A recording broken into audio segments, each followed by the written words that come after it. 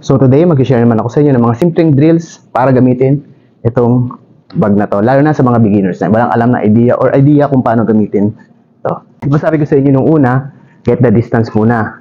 Diba? Okay. Huwag nyo munang bubugbugin na ganito. Okay? Ang gagawin nyo muna sa umpisa, get the range, then jab. Pag tama ng jab, di ba yung bag si swing papunta doon? Tama ng jab, kung saan siya babalik, doon kayo gigilid kayo doon. Okay? Again, from here, jab, gilid. Isa pa. Jab, gilid. Okay? In that way, matututo kayo na mag-move sa bag. Hanggang sa jab, gilid. Tapos, pagbalik niya, babalik kayo by straight. Okay? So, jab, back, side. Okay?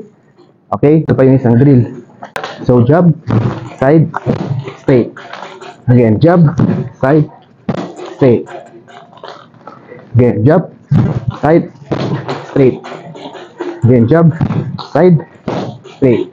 May natutunan kayo, so don't forget to like. And syempre, share nyo dun sa iba na gusto ding matuto. Okay? Huwag natin pagdamot yung kaalaman natin. Tapos na tayo sa era na yun. Okay ba yun?